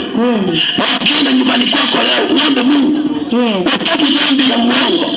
Na mwambie Mungu, nibadilishe. Nisaidie niwe naongeanga ukweli. Kwa sababu Mungu anaongeanga kweli. Neno lake ni la kweli. Tukitaka kumwona lazima pia maneno ya vinywa vyetu yawe ya ukweli. Maneno ya vinywa vyetu lazima yawe ya ukweli. Sasa fikiria ni watu wangapi umewadanganya. Wako umeambia rafiki yako, huyo tu nimemdanganya. Sikutaka maneno mengi. Yote nimemdanganya. Mpaka unasikia furaha kudanganya. Na uongo unakutoa kwa Mungu. Na unafurahia sana, unaambia mwenzako, mimi nimempiga tu uongo. Mimi sitaki mambo yake. Nimempiga tu ukora. Utaningojea sana. Unaambia mtu, ningojee tu hapo nakuja. Na uendi. Kama kuna watu wa pikipiki wananisikiliza, mtu wa pikipiki kama uendi mahali, ambia mwenyewe sikuji. Sio mwambie ningojea tu hapo nakuja. Na wewe unaambia wenzako hiyo pesa ni kidogo sana, siwezi enda.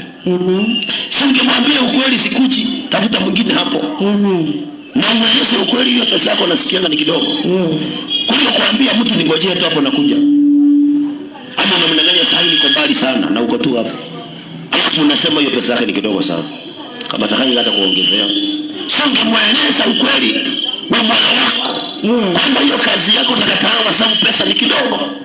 Kuliko kudanganya mtu kumpia ukora. Kama kuna mtu mpenda mwelewani, mwambie ukweli. Kwamba hii kazi yako kuna vitu inanilemea. Hii kazi yako pesa yake nasikianga ni kidogo kwangu. Ndio maana sasa sikujanga. Kuliko unanganya mtu unajua mtoto wangu alikuwa mgonjwa ndio maana sikuja kazi. Na ni uongo tu. Sijui unajua nilipata emergency. Na kuna emergency ulipata? Ni uongo. Ndio inafanya tunaamka mapema, tunaweka bidii, tunang'ang'ana, lakini Mungu akubariki ni Mungu wa kweli. Shusha baraka zinashikiliwa na shetani. Kwa sababu shetani ni akiusa. Ukidanganya umempea mashtaka apeleke. Baraka zikishuka hivi anazishikilia. Watu wengi baraka zetu zimeshikwa na shetani kwa sababu ya uongo. Tuko ndani ya jela ya adui. Maana sisi ni waongo. Tunaongeanga uongo. Hatuongei kweli. Sasa mpendo, ukitaka kufunguliwa, ongea ukweli wala ufunguliwe. Amen. Kwanza kuongea ukweli wa moyo. Vua uongo, uongea ukweli, uone baraka, uone neema ya Mungu, uone ushindi maishani. Amen. Kama kuna mtu mmekubaliana na yale mlikuwa mnaongea haujakuwa satisfied, umemdanganya kesho tunakutana kopi na ni uongo. Sasa ni vizuri umpigie simu. Mwambie nimesikia neno. Na mhubiri amesema uongo unafunga baraka. Hiyo story tulikuwa tunaongea, mimi sikusikia vizuri. Na hiyo mpango sitakuja, tafuta mtu mwingine. Mungu akiwa mbinguni atakufungulia njia. Lakini sikudanganya mtu alafu unazima simu usiku. Anapiga asubuhi mteja, anapiga tena mteja, unaamka unafungua simu saa 3. Unamwambia haki ndio naamka saa hii, haki hata sijui nimelala aje leo kama mjinga. Na ni uongo tu ujana, umeamka mapema. Lakini kuongo umezoea kudanganya. Ndio inafunga baraka mpeni. Kama kuna mtu mnakuwa mkiweka mpango na yeye, na wewe unasikia mpango, wewe unasikia pesa ni kidogo, unasikia mimi sitaenda, mpigie simu mwambie tafadhali nimesikia neno, mimi sitakuja. Akaanza akijua utaenda. Na Mungu akiwa mbinguni atakusaidia. Amen. Lakini sio kudanganya mtu mpendo. Mungu anasema tuvue uongo na kila jirani yake. Amen. Wewe kama mwenzake naambie uongo, tuvue uongo, tuseme kweli. Hiyo ndio njia ya kutimiza mipango ya Mungu mema katika maisha yetu. Amen. Hiyo ndio njia ya kutimiza mawazo ya Mungu mema katika maisha yetu. Wakati unaacha uongo, the plans of God, they are fulfilled in your life. The good purpose of God is fulfilled in your life. Kwa sababu umeacha uongo. Bwana Yesu kusaidia sana uliyetusikiliza. Kwa sababu ya muda wetu naomba tufike hapa. Nikuachia machache uyatafakari. Na ufanye kitu kimoja, utubu dhambi ya kudanganya. Na uombe Mungu akupe neema ya kuongeanga ukweli. Akukirimie neema ya kuzungumzanga ukweli. Amen. Uondoke ndani ya uongo. Na hapo ndipo ushindi tutauona. Hapo ndipo mafanikio tutayaona. Kwa tunapomalizia, ningependa pia tuombe. Mahali ulipo moyoni mwako unajua, unasikia neno, naomba na wewe pia jiombee. Kama kuna mtu umedanganya, umwambie Mungu nisamehe tu. Amen. Nisamehe na unibadilishe.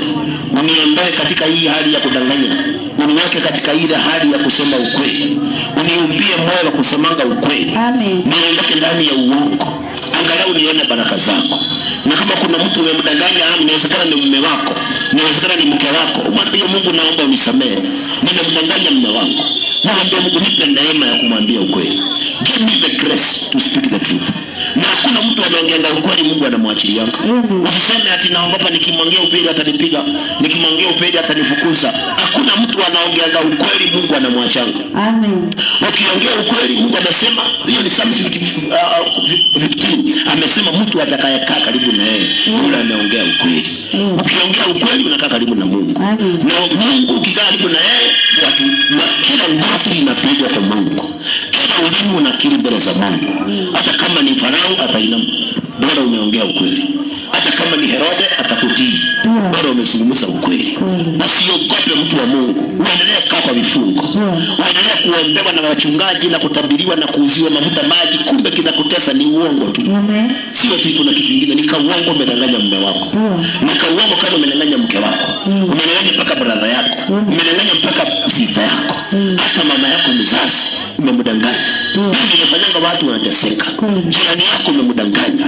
Mfanyikazi mwenzako umemdanganya. Sasa utafanikiwaje? Ni vigumu. Lazima tutoke na tubadilike. Tujifunze kuongea ukweli. Ndipo sasa tutaona mema ya Bwana. Mara ulipo tuamini na tuombe. Baba, katika jina la Yesu Kristo, Mungu ushie milele. Asante Bwana kwa neema na rehema zako. Asante kwa ukuu wako na uzuri wako Bwana. Pokea sifa kwa neno lako la siku ya leo. Asante kwa wale ulikuwa umekusudia wasikilize. Baba, ninaomba neno lako litie nguvu. Mara limefika likafanya kazi. Akaonekana ushuhuda na mabadiliko. Wasima sitakurudia Bwana. Wote tunaomba msamaha sote. Tuone sisi wote Baba tumeshikwa na uongo. Maneno yetu mengi ni ya uongo. Hata ahadi nyingi tumepeana ni za uongo. Baba, tunaomba msamaha. Utusamehe kwa hii dhambi ya uongo. Na utukomboe na hii dhambi ya uongo. Kwa maana Bwana imeshatawala vinywa vyetu. Ndimi zetu zimeshazoea kudanganya. Utukomboe na hii dhambi ya uongo. Na hii roho ya uongo Bwana utuondolee. Hii roho ya kudanganya Bwana ututenge nayo. Utufundishe kusema kweli. Utufundishe kuongea kweli. Ugeuze mioyo yetu Bwana. Ili ni mioyo ya kuongea ukweli. Tusaidie Jehova. Bwana unaweza Bwana. Unaweza kulinda mahali hapa. Wakomboe wanabiashara. Kila mmoja aliyesikia neno. Bwana ukamkomboe. Bwana ukambadilishe. Bwana ukamtoe katika njia ya uongo. Kwa maana wewe ndiye mwenye nguvu. Wengine wamerushia hiyo roho. Wao waongo. Ili wasije wakabarikiwa. Bwana ukawaandalia hiyo roho. Waelekee roho ya kuongea ukweli. Nasiba sitakurudia Bwana. Asante mtakatifu. Endelea kujitukuza. Endelea kujijulisha Bwana. Neno lako likafanye kazi. Akaonekane roho zitakazo kurudia. Nasiba sitakurudia Bwana. Basi tunapoondoka mahali hapa, tunawaombea wasikilizaji wote. Kila mmoja unamjua vyema. Hitaji lake unalijua. Bwana ukaonekania watu wako. Wamedhamiria sauti hizi. Bwana usiwaachilie. Wakumbuke na kuwatetea. Wapiganie na kuwaponya. Wainue na kuwabariki. Nasiba sitakurudia. Bwana wako hawajaokoka. Bwana ukawaokoe. Bwana waliokoka Bwana wasimamishe Jehova. Kwa maana uweza ni wako. Tutukose mtakatifu. Wengine wana mahitaji ya msiri. Bwana wanashinda watamwambia nani? Bwana Yesu Kristo unajua. Wakumbuke Jehova. Wasaidie maifadha. Nasiba sitakurudia. Watakapoenda manyumbani. Bwana ukawatangulie. Wakabike salama Bwana. Wakakute amani majumbani. Wakapate ushindi Jehova. Nasiba sitakurudia. Bwana mtakatifu. Bwana unaweza Bwana. Mipango ya shetani tunakemea ipate kushindwa katika jina la Yesu Kristo. Chochote ambacho Bwana kimekusudiwa mtu ambaye hana hatia kurudishia mwenyewe mara 7 katika jina la Yesu Kristo. Bwana, maeneo haya tunaomba damu yako ikanene mema. Damu yako ikakomboe. Damu yako Yesu ikalete ushindi. Ikarejeshe baraka kwa kazi za watu wako, kwa maisha ya watu wako. Nasiba sitakurudia. Bwana Yesu, maeneo haya tunakataa uchawi, tunakataa uganga, tunakataa nguvu za giza na ushirikina. Tunakemea hizo maroho zikapate kushindwa katika jina la Yesu Kristo. Bwana ukazidi kutawala, ukingeuza maeneo haya. Nasiba sitakurudia. Asante mtakatifu. Asante Mshaddai. Basi wanao tunapoondoka utuzingire na ukuta moto wa roho. Kila silaha ya shetani tunarudishia mwenyewe mara 7 katika jina la Yesu Kristo. We declare and decree. Now we confirm that Genesis will prosper and every tongue that arises in judgment we condemn it katika jina la Yesu Kristo. Ajili wa kishetani, wachawi na mganga, washirikina Illuminati, wana wa giza, wakuzuia injili hii, wanamuinda katika jina la Yesu Kristo. Bwana, neno lako likakaa ndani yetu, basi tukapata nguvu za kuendelea kulitangaza. Nawe Bwana ukakomboe, ukabariki na ukainue. Nasiba sitakurudia. Asante Asante Mtakatifu, asante ni Shaddai. Wewe ni Mungu wa kweli, wewe ni Mungu wa pekee. Nyosha mkono, watu wako wakakuone, wasiba sitakurudia. Tunaamini umetenda na utazidi kutenda. Maombi haya Bwana, wa injili hii na watu waliosikia, tunaweka muhuri wa moto wa Roho, kile kitainuka tunakiita kifo katika jina la Yesu Kristo. Mungu wa Abrahamu, Isaka na Yakobo, kama Baba mwashivyo, mapenzi yako pekee yatimie sasa na hata milele, katika jina la Baba, wa Mwana na Roho Mtakatifu, katika jina la Yesu Kristo tunaomba na hata kuamini. Amen. Amen. Hallelujah. Thank you Jesus. Kama unaweza mpigie Bwana Yesu makofi mafupi. Asante. Mungu akubariki sana. Mungu akuonekanie na akutetee, akusaidie. Yale umesikia usiyasahau, yaweke ndani na ufanyie kazi, na utauona ushindi. Tunaitwa Holyway Ministries. Tuko hapa tu chini, kifikapo transformer unapanda kama mwenye naenda uko Gateway, unaacha njia ya kwenda Egesa, unapanda ile ya Gateway, mbele kuna Mlika Mwizi. Nyuma ya Mlika Mwizi hapo ndio kuna kanisa la Holyway Ministries. Kama unapenda ukweli wa Biblia, umekaribishwa sana katika jina la Yesu Kristo. Ukiona ni baya usitende. Kama unapitia shida vumilia. Usiache kuomba na usipende kuombewa. Jifunze kujiombea. Na ukijiombea mwambie Mungu ukweli wako wote. Na Mungu naye atakusaidia, kwa maana ndiye mwenye nguvu na ndiye mwenye uwezo. Katika mtandao wa kijamii tunapatikana Holyway Kenya. Kwenye mtandao wa kijamii unaweza kutupata Holyway Kenya, na ikawa ni baraka sana. Siku ya kesho ambayo ni Friday, kwa mapenzi ya Bwana, kama wewe ni msikilizaji wa redio, saa 1 baada ya news ya jioni unaweza kusikiza Ruben FM kwa ajili ya mafundisho zaidi, na itakuwa ni baraka sana. Kama wewe ni msikilizaji wa redio, every Friday baada ya news ya saa 1 unaweza kusikiza Ruben FM kwa ajili ya neno la Mungu zaidi, ukapata elimu ya ufalme, na itakusaidia sana. Sisi tunawakaribisheni katika ibada zetu Jumapili. Kama una mahali unaenda ibada, umekaribishwa sana. Na usikae bila kwenda kanisa. Ni hasara sana kukosa mahali unaenda kanisa. Ni vibaya sana. Maana ulipozaliwa pia uliombewa kanisani. Sasa ni vibaya sana umekuwa mtu mzima na uendi kanisani. Tafuta kanisa uende mpenda. Na zaidi sana kama una mahali, tumekaribisha katika ibada zetu kuanzia saa 3 kuendelea, na Mungu atakubariki sana. Mahali hapa tutakutana wiki ijayo siku kama ya leo kwa mapenzi yake Bwana. Tunawatakieni baraka na amani. Mtu ambaye anaweza kutaka namba yangu ya simu kwa ajili ya mazungumzo zaidi, ama kwa ajili ya kusimama na kazi ya Mungu kwa hiari, ama lolote lile, na nataka kupeana namba yangu ya simu tunapomalizia kwa jina la Yesu Kristo. Namba yangu ya simu ni 01 17 12 64 84.